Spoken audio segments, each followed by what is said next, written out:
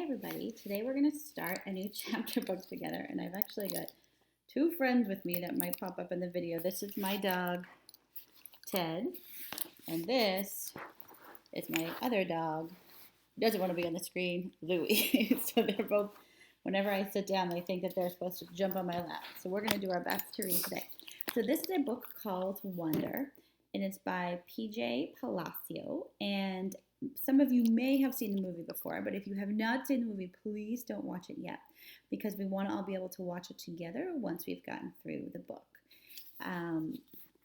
This is one of my favorites to read. So it starts with part 1, August. It says, "Fate smiled and destiny laughed as she came to my cradle." And this is a quote from a song called Wonder by Natalie Merchant, which is also the title of the book. Ordinary. I know I'm not an ordinary 10-year-old kid. I mean, sure, I do ordinary things. I eat ice cream, I ride my bike, I play ball, I have an Xbox. Stuff like that makes me ordinary, I guess. And I feel ordinary inside. But I know ordinary kids don't make other ordinary kids run away screaming in playgrounds. I know ordinary kids don't get stared at wherever they go. So before I read any more, I want to make sure that we're clear on the meaning of the word ordinary, since they just used it so many times in that first paragraph. So ordinary means something that's regular or usual, what you're used to seeing. So what we're learning right away from the narrator here is that he's not an ordinary or regular kid. There's something special or a little bit unique about him. If I found a magic lamp and I could have one wish, I would wish that I had a normal face that no one ever noticed at all. I would wish that I could walk down the street without people seeing me and then doing that look away thing. Here's what I think. The only reason I'm not ordinary is that no one else sees me that way. But I'm kind of used to how I look by now. I know how to pretend I don't see the faces people make. We've all gotten pretty good at that sort of thing. Me, Mom, Dad, Via. Actually, I take that back. Via's not so good at it. She can get really annoyed when people do something rude. Like, for instance, one time in the playground, some older kids made some noises. I don't even know what the noises were exactly because I didn't hear them myself, but Via heard and she just started yelling at the kids. That's the way she is. I'm not that way. Via doesn't see me as ordinary. She says she does, but if I were ordinary, she wouldn't feel like she needs to protect me as much. And Mom and Dad don't see me as ordinary either. They see me as extraordinary. I think the only person in the world who realizes how ordinary I am is me. My name is August, by the way. I don't describe what I look like. Whatever you're thinking, it's probably worse. The next chapter is titled, Why I Didn't Go to School. And right now, before I go on reading, I just want to pause and let you know that something that's really special or unique about this book is it's told from different characters' perspectives or point of view. So this one right now, part 1 that we're in, like I said, is told from August's point of view. So he's going to be the narrator of the first part of the book. But as the book goes on, we get to get inside other characters' heads so we understand what they're thinking too. Okay, the next chapter, Why I Didn't Go to School. Next week, I start 5th grade. Since I've never been to a real school before, I'm pretty much totally and completely petrified. People think I haven't gone to school because of the way I look, but that's not it. It's because of all the surgeries I've had. 27 since I was born. The bigger ones happened before I was even 4 years old, so I don't remember those. But I've had 2 or 3 surgeries every year since then. Some big, some small. And because I'm little for my age, and I have some other medical mysteries that doctors never really figured out, I used to get sick a lot. Sorry, my dog just jumped back on my lap. That's why parents decided it was better if I didn't go to school. I'm much stronger now, though. The last surgery I had was 8 months ago, and I probably won't have to have any more for a couple of years. Mom homeschools me. She used to be a children's book illustrator. She draws really great fairies and mermaids. Her boy stuff isn't so hot, though.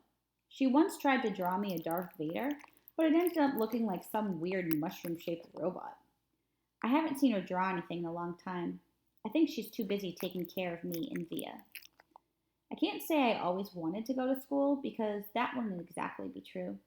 What I wanted was to go to school, but only if I could be like every other kid going to school. Have lots of friends and hang out after school and stuff like that. I have a few really good friends now. Christopher is my best friend, followed by Zachary and Alex. We've known each other since we were babies, and since they've always known me the way I am, they're used to me. When we were little, we used to have play dates all the time. But then Christopher moved away to Bridgeport in Connecticut. That's more than an hour away from where I live in North River Heights, which is at the tip of Manhattan. Manhattan is in New York City. And Zachary and Alex started going to school. It's funny. Even though Christopher's the one who moved far away, I still see him more than I see Zachary and Alex. They have all these new friends now. If we bump into each other on the street, they're still nice to me though. They always say hello. I have other friends too, but not as good as Christopher and Zach and Alex were. For instance, Zach and Alex always invited me to their birthday parties when we were little, but Joel and Eamon and Gabe never did. Emma invited me once, but I haven't seen her in a long time. And of course, I always go to Christopher's birthday. Maybe I'm making too big a deal about birthday parties. Okay, and we're going to do one more chapter today, How I Came to Life. I like when Mom tells this story because it makes me laugh so much.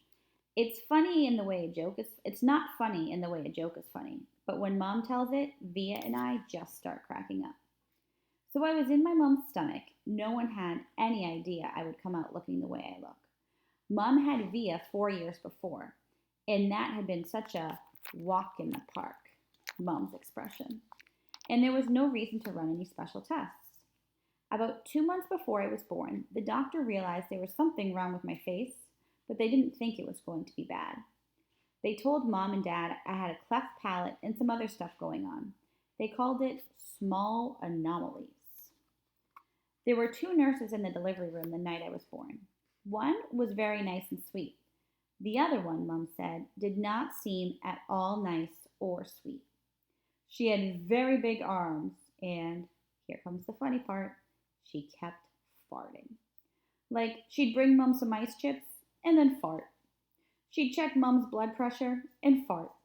Mom says it was unbelievable because the nurse never even said, "Excuse me." Meanwhile, Mom's regular doctor wasn't on duty that night, so Mom got stuck with this cranky doctor she and Dad nicknamed Doogie after some old TV show or something. They didn't actually call him that to his face. But Mom says that even though everyone in the room was kind of grumpy, Dad kept making her laugh all night long. When I came out of Mom's stomach, she said the whole room got very quiet. Mom didn't even get a chance to look at me because the nice nurse immediately rushed me out of the room. Dad was in such a hurry to follow her that he dropped the video camera, which broke into a million pieces. And then Mom got very upset and tried to get out of bed to see where they were going, but the farting nurse put her very big arms on Mom to keep her down in the bed. They were practically fighting because Mom was hysterical and the farting nurse was yelling at her to stay calm, and then they both started screaming for the doctor. But guess what? He had fainted right on the floor. So when the farting nurse saw that he had fainted, she started pushing him with her foot to get him to wake up, yelling at him the whole time, "What kind of doctor are you? What kind of doctor are you? Get up, get up." And then all of a sudden she let out the biggest, loudest, smelliest fart in the history of farts. Mom thinks it was actually the fart that finally woke the doctor up. Anyway, when Mom tells this story, she acts out all the parts, including the farting noises, and it is so funny. Mom says the farting nurse turned out to be a very nice woman. She stayed with Mom the whole time, didn't leave her side even after Dad came back and the doctors told her how sick I was. Mom remembers exactly what the nurse whispered in her ear when the doctor told her I probably wouldn't live through the night. Everyone born of God overcometh the world.